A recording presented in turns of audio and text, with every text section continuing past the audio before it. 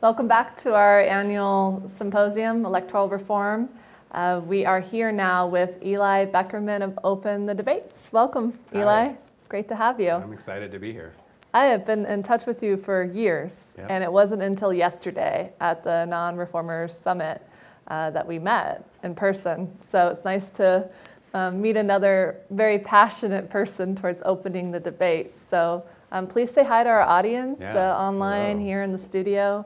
Let them know a little bit about you and how your Okay. passion came about. Yeah, it was a big day yesterday. I was very excited to be able to make it to Denver and to meet Christina and really a slew of really impressive organizations and people that are really seriously trying to take on pretty explicitly the two-party duopoly in this nation. And I think it's been, for me personally, it's been a fight that I've been engaged in since 2000, since 1999, really, when Ralph Nader jumped into the ring.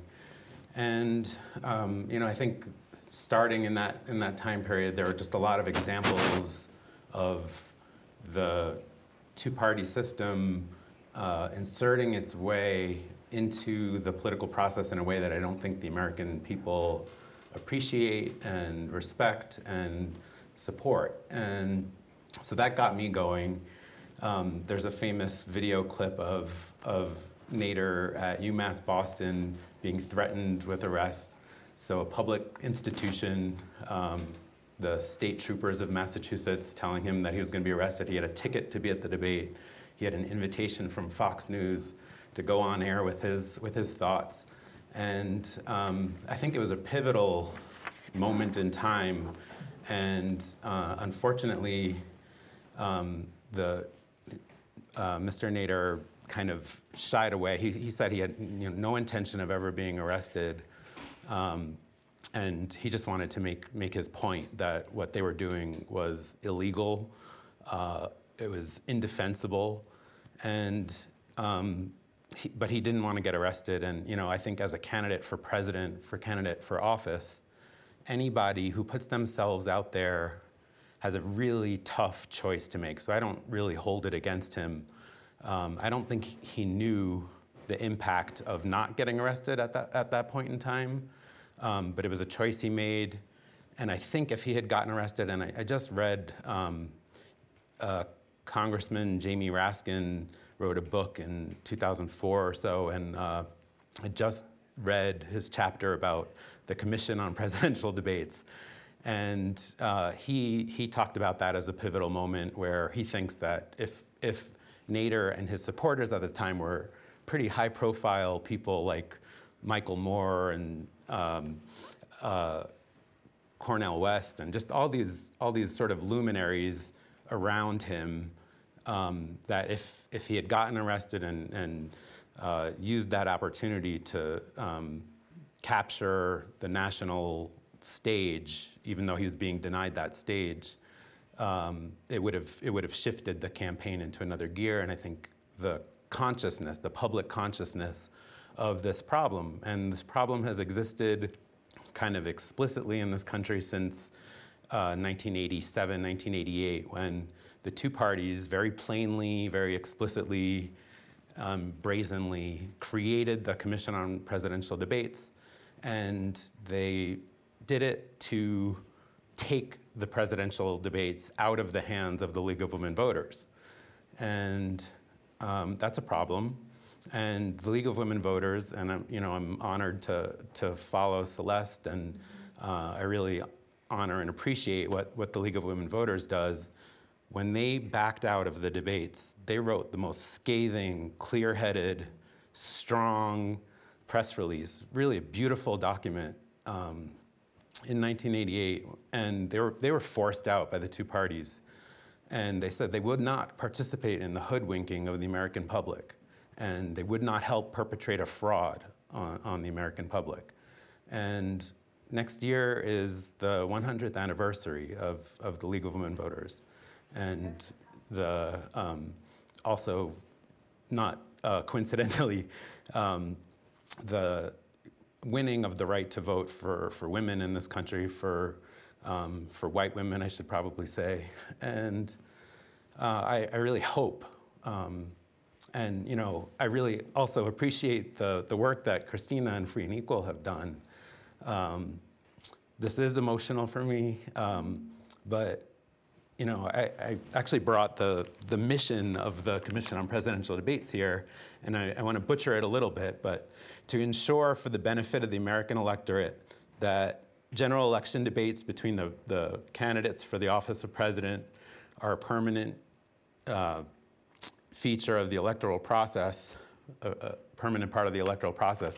I think that for the benefit of the American electorate, I think that really, if there's an organization that exists in this country that has consistently put on general election debates for the benefit of the American public, it's Free and Equal Elections Foundation. Certainly not the Commission on Presidential Debates, but I'm really hoping somehow for the 100th anniversary of the League of Women Voters, they have a lot more name recognition, a lot more resources, something like 764 affiliates is what I recently heard across the country. Let's use that as an opportunity to reassert ourselves, not the League of Women Voters as some private institution, but the League of Women Voters on behalf of the American public to assert our power, our rights. 76% of the people of this country support open debates. In 2016, the question was polled by Suffolk University. 76% said open the debates to it happened to be two candidates that were on enough state ballots to mathematically have a chance at the Electoral College in addition to the Democrat and Republican. So 76% of the people wanted Gary Johnson and Jill Stein on stage with them. Certainly, those two candidates did not enjoy the support of 76% of the US public, but we, the people of this country, want to see more voices, more choices. And there have been institutions, it's not just the Commission on Presidential Debates, but they're the most prominent of these that stand in the way as gatekeepers. So Open the Debates came about in 2012, trying to organize petitions, calling on the commission to open up the debates to Johnson and Stein when they ran in 2012. And I think we've been we're sick of begging the Commission on Presidential Debates to do the right thing. We're sick of these ridiculous, arbitrary criteria that the Democrats come up with, that the Republicans come up with for their own primary debates. I think the American public, and I was talking to Frank earlier about this, we're all just pissed off. And we're tired of it. And, why should we have to beg these gatekeepers to let our candidates in, to talk about issues like climate change that are already impacting people across the world, and they can't even have a serious conversation about climate change in these debates? And it's nauseating, it's unjust. And so, we're sick of begging. And the other thing that I wanted to just read is this quote, because I always butcher it when I don't read it. This quote from Buckminster Fuller. He's sort of an inventor, an architect, and all-around visionary, but you never change things by fighting existing reality. To change something, build a new model that makes the existing model obsolete. And I think, a shout out again to Christina and Free and Equal for that sort of being their credo.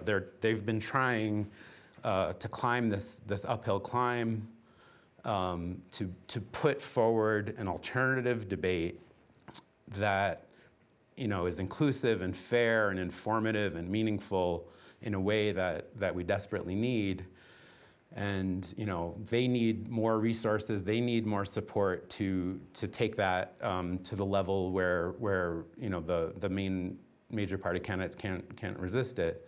But it's also, I think, fitting strategic pivot for Open the Debates. And slightly disappointed we had an event being proposed to sort of piggyback on an event happening in Salt Lake City in February, which the timing for that in this primary process was really perfect, because I think what the Republicans... To hold a debate there. To hold an alternative presidential debate, but early on in the process. So instead of waiting until the general election period, when the two, all of the parties, minor and major, have made their nominations, have it earlier in the process to make it more likely that you might get some participation from major party candidates, but not limit the debate to them. So I'd really love to see what one of these debates might look like. What the Republicans are doing right now with not having debates, shutting down as many primaries as possible is really despicable. When there are at least two major contenders that really deserve a platform to debate the President of the United States. So I think the likelihood that Joe Walsh and Bill Weld might show up and participate is strong, just because of what the GOP is doing. And at the same time, the DNC is doing their arbitrary thing, and people are really upset about that process. And I think that there are a number of Democrats running that would participate in a meaningful conversation across the political divide. Let's break out of this manufactured thing where we have two voices, and somehow the American electorate is supposed to be represented by these two voices, two choices, with really rigid, locked-in, built-in agreement and disagreement on issues that are vital to us. Mm-hmm. And we, the people, are left out of the conversation. We're left out of the ideas conversation, and we never get to the point where we're hashing out our differences and working towards actually solving the problems that affect us. Well, I thank you for being here. Open the debates. We have Eli Beckerman. Regarding Nader and the rest, I've actually seen a candidate running for governor, Laura Wells, who had a ticket at the debate for governor back, I think, in 2008, 10, somewhere in there. Forget the years. And I saw her arrested right in front of me, handcuffed, and she handed off her ticket to me. And I sat in her seat. That was a very emotional moment, to sit in the seat, seeing a woman that was gifted a ticket to be there, to simply watch it be wrongfully arrested. And to sit in her seat was just quite an experience. The League of Women Voters, I commend them for retracting their support from the Commission on Presidential Debates. As you have stated, in 1988, they stated, the League of Women Voters, that the Commission had perpetuated a fraud on the American people. That is definitely the case, seeing that it is run by the former chairs of the Democrat and Republican parties, big corporate money that funnels money to these Ds and Rs that do not have our best interests at stake. No matter, the CPD cannot be trusted. League of Women Voters US, I had a call with the national US team a year or two ago, would wholeheartedly welcome them. As an empowered woman myself, the founder of Free and Equal Elections, next year is no coincidence that simultaneously it is the 100th year anniversary of the women's suffrage movement, the right to vote, which is a very near and dear topic to me, having had Amelia Boynton Robinson of Selma slated as our keynote speaker for our 2015 United We Stand event. Unfortunately, she passed away 3 months prior at 109 years of age. And so I had learned a lot, potentially being the last interview with her, which Adam Stony Hill Studios produced that interview, Jared and so on with Amelia, which I learned about the importance and her experience with Martin Luther King and the Bridge of Montgomery. She was the spark that ignited Selma, which evolved into the Bridge of Montgomery, the March of Montgomery, that is MLK, into Bloody Sunday, one day that changed America for 50 years, arguably more. I do welcome the League of Women Voters to be co-host of our 2020 presidential debate. I do welcome Open the Debates to be a co-host of our 2020 presidential debate, which will be the final stop of our United We Stand tour. We've had 5 stops this year. We already have 4 stops slated next year. I anticipate more being added on. Nader, wow. I worked as his National Ballot Access Coordinator in 2008, helping to coordinate and oversee 45 states plus DC, and successfully gathering over 500,000 signatures and getting them on the ballot in those states. We did not fall short of any requirements. We did not have enough money to get on the ballot in all 50 states. I went into Illinois, Connecticut, Wyoming, Connecticut, Wyoming, a couple others to put out the fires, New York as well, to ensure that he got on the ballot. It was at the DNC. This was the spark and creation of free and equal elections. I would have done a ballot drive for Dr. Ron Paul as well. I am so across the spectrum, but he told us the #1 reason he did not run as an independent for president in 2008 was because of the restrictive ballot access barriers. It takes over 800,000 signatures to get on the ballot as an independent for president, only 25,000 for the Ds and Rs. That is not right. That is unconstitutional. It was at the DNC that just Nader and I, he was about to interview, and he stated that if I were to interview with every member of the press right now, that I would only reach 3 to 5% of what the Commission on Presidential Debates would reach. That set off just a light bulb above me of, okay, that was the creation of free and equal elections. In 2008, Chris Hedges was our moderator, and Ralph Nader, an independent, leans left, and Chuck Baldwin of the Constitution Party, quite right-leaning, came together and united united across the spectrum to have that debate. So I want to, again, with the League of Women Voters, of course, they're open to inviting all genders, which is so cool that they're like that, as we are with open debates and free and equal elections. I hope that we work with them in the future. And I love your quote on building a new model. And that model is, I'm simply a creator of free and equal elections. This is a model for the people here. This production team that's rocking it today, this venue supporting us. Frank Atwood, who walked up to me years ago after we hosted a gubernatorial debate at Infinity Park and said, I want to sponsor a symposium for you. And he's been there for us, I think, close to 5 years in a row. It's people like him and people like here and people on our free and equal core team and throughout the United States and the United We Stand tour leaders. And people are supporting our blockchain app like Colin Cantrell of Nexus and many more coders and developers and designers around that. Brian of Stump Votes, just all the people we've met here. This is a people-powered movement. It really is. So I want to give a team shout out to them. They're the ones that are here to lift this free and equal election. So we're going to wrap up. We're about to go to lunch break. Can you plug your website? You have any final words, Eli Beckerman?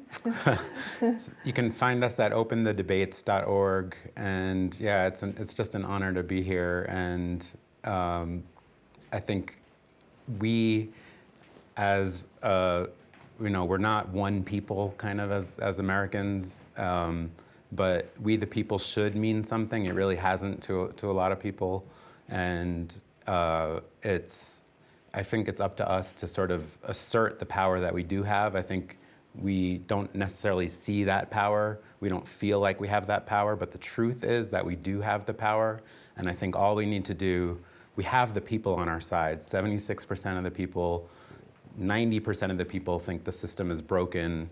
The people are on our side. All we have to do really is get organized. I think that's, check out openthedebates.org, join us. And just to put a little bit of pressure on the League of Women Voters, I gladly, on behalf of Open the Debates, accept your offer to co-host, and I hope that they join that offer too. I look forward to you being a part of that, and you're one to gift your time. It's been really nice meeting you in person. It's so different than on this digital social media world that is being potentially censored by the system. Even our Facebook, Instagram now has been censored. We can't promote ads. They're blocking third-party apps. So I always knew we'd have to build this from the bottom up. I knew with the Patriot Act and NDAA this would all come about. And that's what we're going to do through the vision of what we're doing. Gallup polls, independents, more voters than ever, than Ds and Rs, congressional ratings, all-time low. We're going to be targeting that 18 to 28-year-old, that younger generation, but all are invited, all inclusive. So check out Open the Debates. We'll be hosting the final stop of our presidential debate, likely at Politicon at the National Music Center. I'm totally open to doing a debate in the primary too. We have contacts directly to the Weld and Walsh and the Green Party, Hawkins, whoever wins, and I think we could bring them together pretty quickly, working together, aligned. Right. So thank you so much, and we're off to our lunch break. Appreciate it. Thanks, Eli.